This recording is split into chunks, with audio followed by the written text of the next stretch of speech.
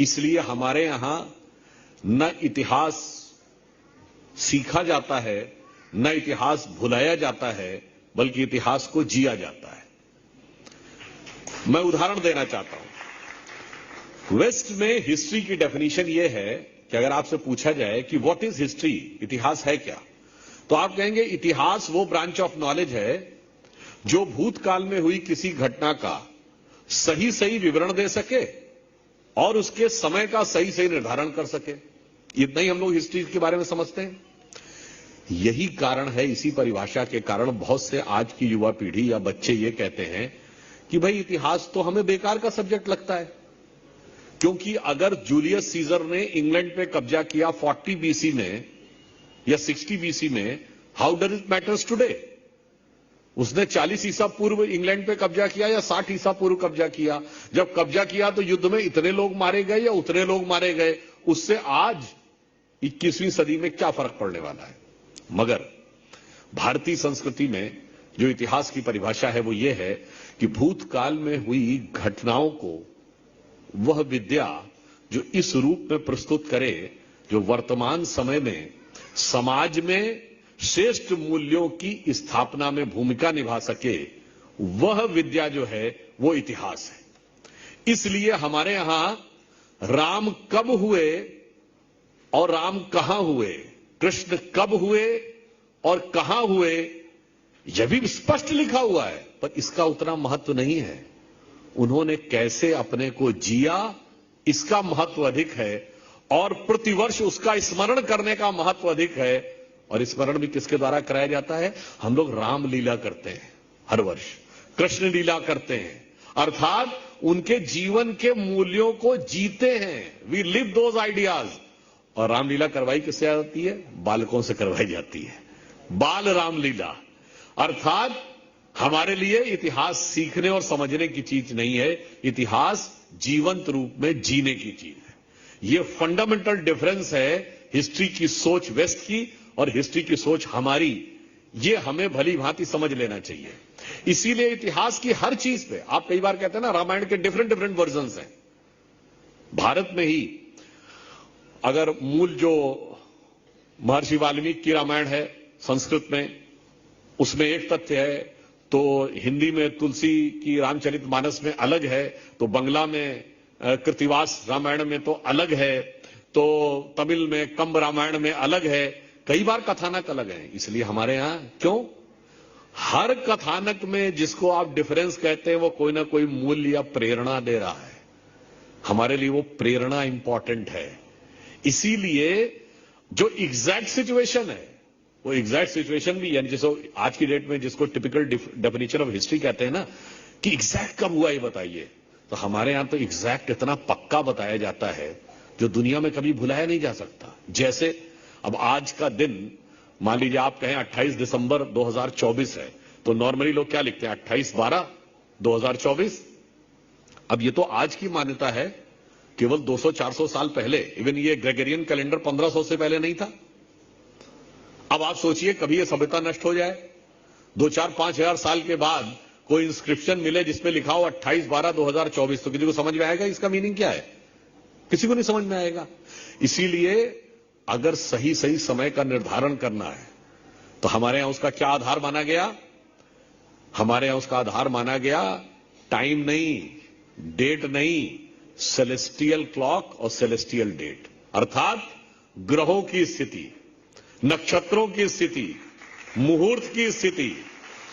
इसलिए अगर 5000 साल नहीं 50,000 साल बाद भी किसी के हाथ में कोई डॉक्यूमेंट पड़े जिसमें लिखा हो अमुक ग्रह अमुक नक्षत्र में था, अमुक ग्रह अमुक नक्षत्र में था, तो उसे डालकर देखा जा सकता है कि समय कब रहा होगा। और इसीलिए आप देखिए जो लोग इतने सारे प्रश्न उठाते थे, भगवान राम जिनके जन्मकालीन सारे ग्रह नक्षत्रों की स्थिति उपलब्ध है कि भाई कर्क राशि में गुरु था, और तुला राशि में शनि था, मकर राशि में मंगल था, मेष राशि में सूर्य था, मीन राशि में शुक्र था, और जब नासा ने प्लेनेटोरियम गोल्ड सॉफ्टवेयर में डाला तो 5114 बीसी की डेट निकल आई। और इतना ही नहीं है, अगर इसमें आप और जाएंगे तो वो डेट यानी आज से 7100 कुछ साल पहले की निकल आई। एक्चुअली में ये ग्रहों की स्थितियां हर 7000 साल के बाद रिपीट होती रहती हैं। जैसे उसमें यह कहा गया है कि जो शरद ऋतु है, जिसको आज शरद ऋतु कहते हैं, तो उस समय वो कहते हैं कि साहब शरद ऋतु में अमुक प्रकार का नक्षत्र दिख रहा था। वो नक्षत्र आज नहीं दिखता, वो नक्षत्र 14000 साल पहले दिखता था। जैसे वो ये कहते हैं कि जो अगस्त्य तारा है आज की डेट में वो दिल्ली से भी दिखाई पड़ता है, उस दौर में दक्षिण भारत से ही दिखाई पड़ता था। इसी प्रकार ये कहा गया कि जब सुग्रीव की सेना ने कूच किया तो उस समय एक धूमकेतु टकराया था मूल नक्षत्र से। अगर वो समय डालेंगे तो ये जस्ट डबल होकर 14000 साल पहले आ जाता है। अब मैं सिर्फ ये बताना चाहता हूं, हमारे यहां इतिहास का काल निर्धारण भी एकदम सटीक है, मगर अफसोस ये है कि आपके पास उसको समझने लायक दृष्टि तो हो, समझने लायक बुद्धि तो हो। मगर यहां समस्या क्या है कि जो लोग खुद बुद्धू थे उन्होंने अपने को बुद्धिमान और हमें बुद्धू सिद्ध करने का प्रयास किया, और हम वो हैं जिन्होंने इसे स्वीकार भी कर लिया। और आज भी मैं आपसे कहना चाहूंगा, ये पराधीनता का मनोरोग इस सीमा तक हमारे दिमागों में भरा हुआ है कि आज भी अगर ये अच्छी बात बोली जाए तो दर्जनों लोग सोशल मीडिया में कूद पड़ते हैं ये दिखाने के लिए कि नहीं नहीं, हमारे यहां कुछ अच्छा नहीं था, हमारे यहां कुछ साइंटिफिक नहीं था, हमारे यहां सब गलत था, जो कुछ दिखाया जा रहा है वो अनुचित है। सोचिए, ये मनोरोग की सीमा तक जाके बैठा हुआ है। इसीलिए भगवान कृष्ण के जन्म के समय की जो ग्रहों की स्थिति है सब स्पष्ट लिखी है। और कुल मिला के आप देखिए, अभी बहुत बड़ा पर्व होने जा रहा है, महाकुंभ प्रयाग में। यह भी ग्रहों की स्थिति पर ही होता है। हर 12 वर्ष में एक बार होता है, और 12 वर्ष में एक बार इसलिए होता है कि बृहस्पति ग्रह हर 12 वर्ष के बाद अपनी एक साइकिल पूरा करता है। बताइए, इन लोगों को तो 200-300 साल पहले बृहस्पति ग्रह का पता ही नहीं था। वैसे शायद आप लोगों में से बहुत लोगों को पता हो, ना पता हो तो बताएं कि गैलीलियो ने सबसे पहले यह थ्योरी दी कि सूर्य पृथ्वी के चारों ओर नहीं घूमता है, पृथ्वी सूर्य के चारों ओर घूमती है। 1633 में वो किस आधार पर दी थी? उसमें बृहस्पति ग्रह का रोल था। उसने दूरबीन से देखा तो उसको बृहस्पति के 2 उपग्रह दिखे, जैसे धरती का उपग्रह चंद्रमा है, तो जो बृहस्पति के उपग्रह, उसके 2 उपग्रह चक्कर काटते हुए दिखे। तब उसने कहा कि भाई, यूनिवर्स में हर चीज पृथ्वी के चक्कर नहीं काट रही है, कोई चीज किसी और के चक्कर भी काट रही है। और जब उसने ये थ्योरी दी तो जानते क्या हुआ? चर्च का सरमन आ गया कि तुमने तो गलत बात बोली है, धर्म के विरुद्ध बात बोली है, और तुम्हें तो मृत्युदंड दिया जाएगा।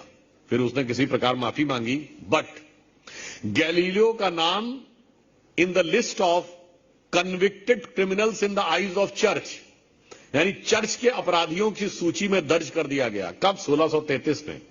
और आपको पता है कि गैलीलियो का नाम चर्च के अपराधियों की सूची में किस वर्ष तक रहा है? 1992 तक।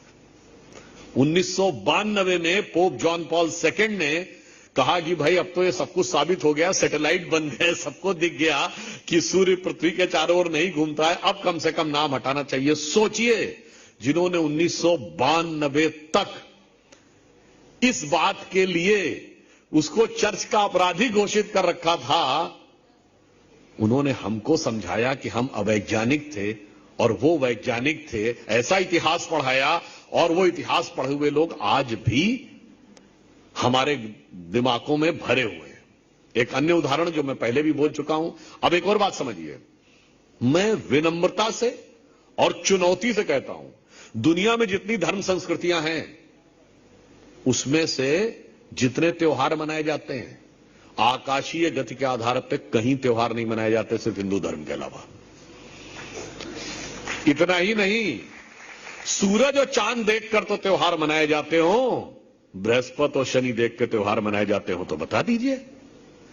इसका अर्थ हो गया सिर्फ हमारे अंदर वो क्षमता थी कि देख के चलते थे। आप सोचिए, एक छोटी सी बात कह रहे हैं, आप सब ने वर्ड सुना होगा कि शनि की 7.5, बड़ा कॉमन सा नाम, सबको पता है।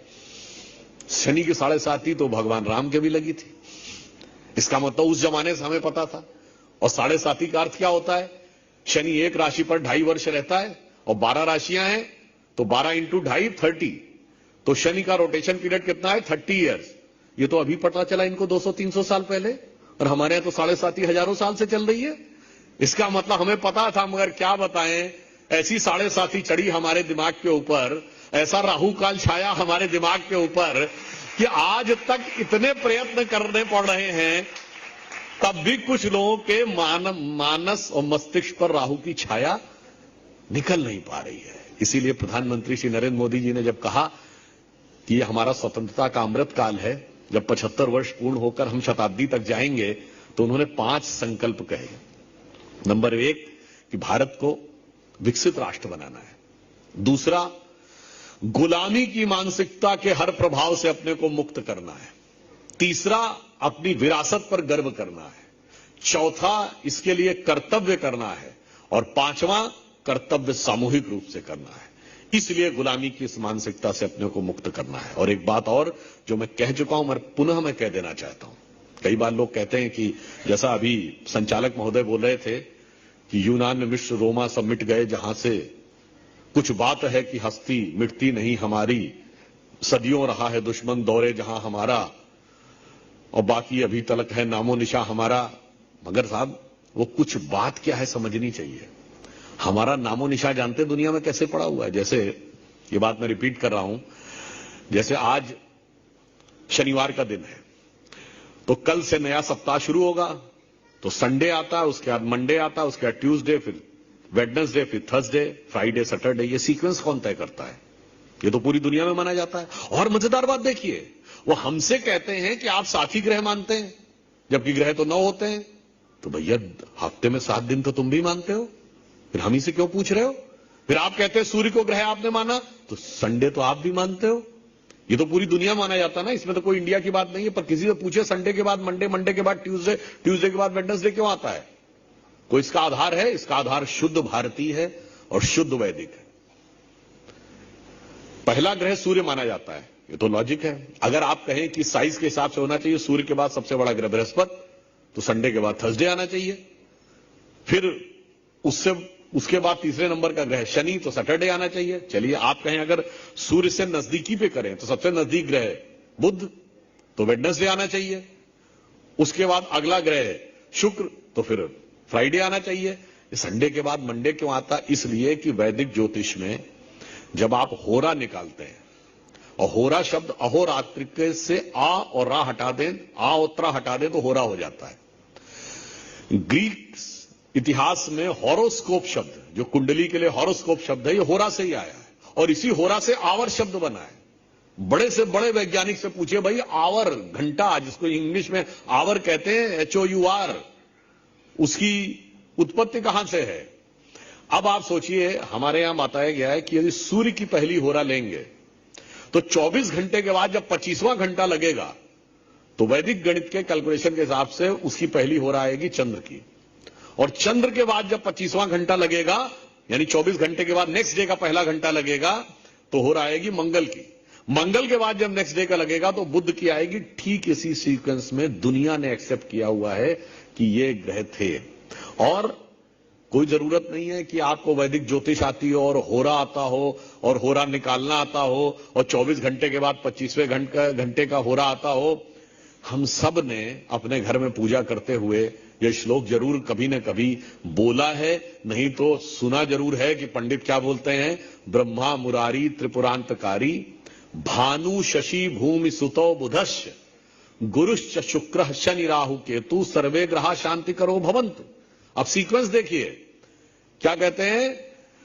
ब्रह्मा मुरारी त्रिपुरांतकारी, सबसे पहले क्या है? भानु यानी सूर्य, फिर शशि यानी चंद्र, तो संडे के बाद मंडे, भूमि सुत यानी मंगल, तो मंडे के बाद ट्यूसडे, बुधश गुरुश शुक्र शनि। हो गया ना सीक्वेंस? तो हमारे यहां यही अंतर है। वो उनका इतिहास ये पढ़ाता है कि धर्म और विज्ञान एक दूसरे से लड़ता है। उनका इतिहास पढ़ाता है कि जब कोई गैलीलियो खोज करके विज्ञान को बताता है, तो धर्म उसके खिलाफ खड़ा हो जाता है, उसको सजा देने के लिए। हमारा इतिहास ये बताता है कि धर्म और विज्ञान इस कदर मिले हुए हैं कि अलग करना ही मुश्किल है। जैसे पंचामृत में पंचगव्य इस तरह मिले हुए होते हैं कि आपको उनके लिए अलग अलग करके देखना ही संभव नहीं है। तो हमारा इतिहास ये बताता है कि विज्ञान और धर्म किस प्रकार से मिला हुआ है। इसलिए आज हमें अपने इतिहास से जो सीखने की जरूरत है और जो बालकों को सीखने की जरूरत है, और मैं ईमानदारी से कहूं सिर्फ हमें ही नहीं पूरी दुनिया को जिसे सीखने की जरूरत है, वो इतिहास क्या सिखाता है हमें। वो इतिहास यह सिखाता है, जैसे मैंने आपको बताया कि अनेक प्रकार की रामायण है, तो एक रामायण ऐसी है जिसमें यह भी उल्लेख आता है कि जब भगवान राम रामेश्वरम का शिवलिंग स्थापित कर रहे थे तो उनको एक योग्य पुरोहित की जरूरत थी। तो फिर वो भेजते हैं जामवंत को, तो योग्य पुरोहित कौन है? का सबसे योग्य पुरोहित तो रावण है। तो रावण आ जाता है पुरोहित बन के, और किस बात का अनुष्ठान होना है? विजय का। तो अपनी विजय का अनुष्ठान भी करवा रहे हैं। फिर पूजा तो बगैर पत्नी के नहीं होगी, तो सीता जी को भी ला रहे हैं, और उसके बाद सीता जी को ला भी रहे हैं और सीता जी को ले जा भी रहे हैं, ले जा रहा है, और भगवान राम वहीं पे उसको पकड़ के बंदी नहीं बनाए ले रहे हैं। कह रहे नहीं, धर्म सम्मत होगा युद्ध, आखिर में धर्म से ही जीतूंगा और उसके बाद तब धर्म की स्थापना होगी। इसीलिए आप ये समझिए हमारे यहां इतनी विविधतापूर्ण चीजें हैं, इतनी गहराई है, और उसमें कितना सामाजिक संदेश छुपा है। आप सोचिए कि यदि धर्म की स्थापना करने के लिए ही भगवान राम का जन्म हुआ था तो बहुत आसान काम था। अयोध्या के राजा के रूप में उत्पन्न हुए थे, अयोध्या की सेना लेके जाते और रावण का वध कर देते। पर क्या उससे धर्म की स्थापना हो जाती? नहीं होती, क्योंकि आम जनता में चेतना नहीं आती, जन सामान्य में। वो कहते भाई आप राजा थे, आपके पास इतनी बड़ी ताकत थी, आपने जाके युद्ध कर लिया, हमारी क्या सामर्थ्य है कि हम अधर्म के विरुद्ध युद्ध कर लें। इसलिए पहले भगवान राम राजा राम से वनवासी राम बनते हैं। वनवासी राम बनने के बाद क्या करते हैं? निषाद राज, शबरी, केवट, बानर, रीछ, भालू सबको अपने साथ लेते हैं। अपने राज्याभिषेक से पहले किसका राज्याभिषेक करते हैं? सुग्रीव का राज्याभिषेक करते हैं। और जब इसका अर्थ क्या हुआ? वन में, गिरिकंदराओं में रहने वाले वो लोग जिनको सबसे दूर का समझा जाता है, जिनको सबसे अशक्त समझा जाता है, उनकी शक्तियां जागृत करते हैं। अगर हनुमान जी अपनी शक्ति भूले हुए थे तो यह प्रतीक है इस बात का कि जन सामान्य कैसी अपनी शक्ति भूला हुआ होता है, जबकि उसके अंदर पूरी शक्ति होती है। और वो शक्ति जब जागृत होती है, सबको संगठित करके, सबको समाज में उचित सम्मान देकर, तब वो उस समय की सबसे बड़ी शक्ति अर्थात रावण को परास्त करते हैं, तो धर्म की स्थापना होती है। इसीलिए हमारे समाज में हर व्यक्ति को सम्मान, हर वर्ग को स्थान, सबको देने के बाद ही एक नया स्वरूप आता। और अब एक संयोग ही देखिए कि जो राम के काल में घटित हुआ था वैसा ही कुछ कुछ अब जब राम मंदिर भव्य बनकर खड़ा हुआ है, तो आप एक संयोग देखिए कि जब राम मंदिर का शिलान्यास हुआ और उद्घाटन हुआ तो हमारे प्रधानमंत्री कौन? श्री नरेंद्र मोदी जी, ओबीसी समाज से। हमारे राष्ट्रपति शिलान्यास के समय कौन थे? श्री रामनाथ कोविंद जी, जो एससी समाज से थे। और उद्घाटन के समय हमारी राष्ट्रपति कौन? द्रौपदी मुर्मू जी, जो एसटी समाज से थी। और याद करिए जब 9 नवंबर 1989 को शिलान्यास हुआ था